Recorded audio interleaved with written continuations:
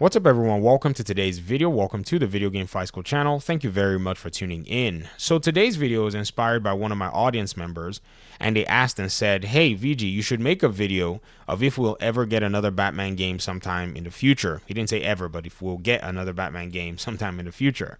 Now this is a very complicated topic because of the nature of video game. I haven't discussed this in any extensive nature except maybe the one time I may have mentioned it in a little podcast that I did with Slickmoth a while ago. Now, the reason I say this is somewhat complicated is because when you look at the way video games media are actually generated, it's very different than other media structures or formed. Movies will take very short time. Animated series, it depends on the length and depends on the series, depends on the amount of talent that they have, voice acting and all of that. But usually they don't even take as long. They can churn out episodes of those in a much more consistent fashion. And then you come down to the video game side where development takes years to execute before the company and their investment starts to turn or see a profit. Now, all of this is pertinent, especially when you then think about how Warner Brothers basically guards the Batman franchise. They're not in the mood to share this character with anybody else. So if anybody was maybe wanting to say, okay, maybe if Warner Media could outsource some of their DC characters, this could be a game changer. It could, except they're not really, or they don't seem like they're interested in outsourcing their DC characters for video games.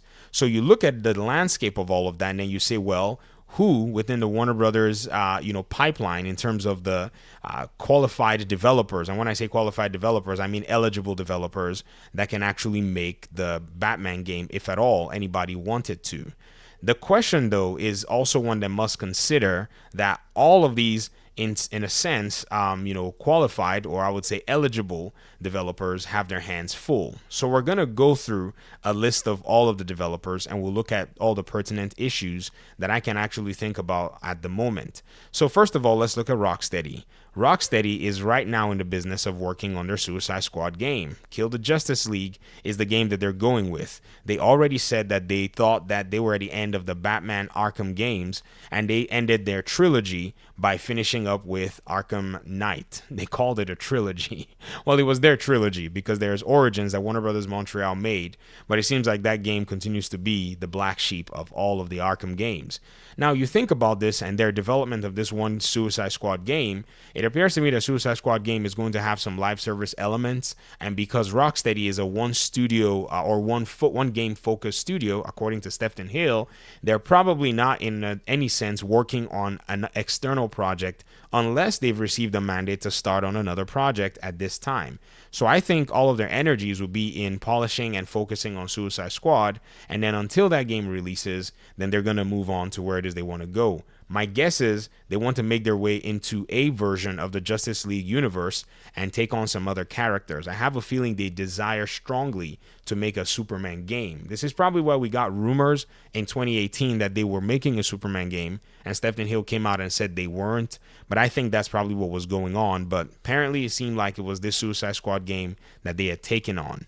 Then we move on to Warner Brothers Games Montreal. This is the developers of Gotham Knights.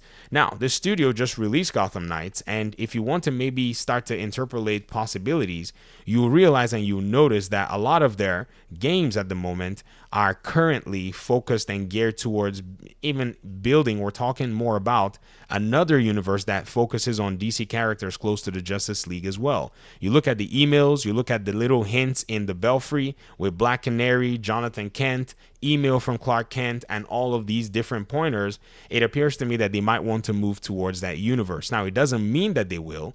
It just seems like that's what they want to do. Also, they were working at one point on a Superman game that got canceled, and according to reports, they were working on a Suicide Squad game that also got canceled.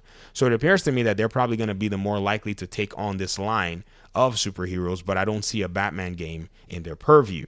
Then we move on to Avalanche. Avalanche is a studio that made the Mad Max video game. It's a game that plays almost like the Arkham games in a sense with its combat, and it had a progression that was also very fun. Also, I don't know necessarily everything about it because genuinely I only have about 4 or 5 hours in that game. I just didn't have the time to complete it.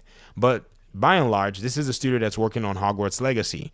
Hogwarts Legacy has not yet been released, and I'm certain that they're probably putting all of their effort in making sure that the game is completed, the game runs well, and they also have a PlayStation 4 and Xbox version to go with. So we'll see how they basically execute on that front. But I'm thinking that if there's anything that they probably want to be doing is expanding on that universe, building DLCs for that universe, because that is a very popular franchise, and there's no need for them at this point to focus their attention on a Batman game. It just doesn't really make any sense, especially right now. But you never know. They're probably able to do it. Now, this moves us to Monolith. I hope you see the theme that I'm building here as I'm going through these studios, and you can understand that, man, the likelihood gets slimmer and slimmer. Monolith is working on Princess Diana's game, which is the Wonder Woman game that is supposedly going to be coming out possibly in another 3 years, if anything faster. We're going to see maybe in 2 3/4 years, or maybe even longer if everything were to maybe go according to this pace these days. So at the end of the day, you don't really see too much of a possibility of getting a Batman game within the pipeline of the Warner Brothers universe, except for Avalanche. Now, remember, I just mentioned Avalanche and said they were working on the Hogwarts Legacy game, but they are working with another studio. I think it's called Portkey Games. So this studio might be able to take on the reins and support Hogwarts Legacy after the game has been released, and Avalanche might be freed up. So this is where I see another studio coming in to be able to simultaneously make a Batman game. Or if Wonder Woman does very well, Monolith might be able to take on the character themselves, because in the past, they had the desire to actually make a Batman game. Some people don't know, but the Middle-earth game, the first one that came out, was actually first pitched as a Batman game. But it appeared Rocksteady had already impressed the top brass at Warner Media at that time, or Warner Brothers. I don't know if it was called Warner Media. And Rocksteady was basically giving free reign to go ahead and complete the project.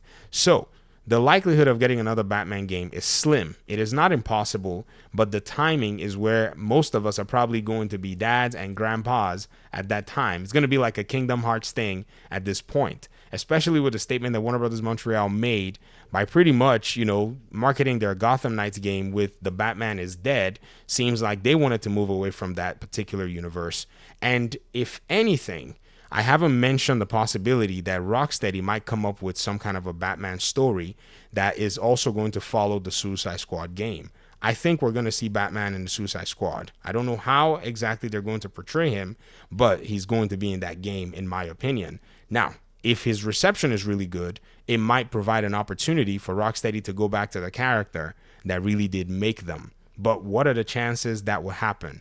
Anything else is all speculation, and all we can go with is how much Warner Brothers or Warner Media is willing to maybe farm this character for more dollars on the video game side. Because all we're going to be getting, in today's day and age is Lego games, and say possibly games like Multiversus, or maybe Injustice games where we get to see the character in some story missions and so on and so forth. So thanks so much for watching the video. I just wanted to go ahead and talk about some of the, likelihoods and possibilities here in this video. I mean, I know it probably wasn't maybe direct, but I'm not going to speculate on anything that I don't really know other than what I think is possible. So let me hear your thoughts in the comment section. I really appreciate you guys' time and audience, and hopefully we'll talk pretty soon in another one.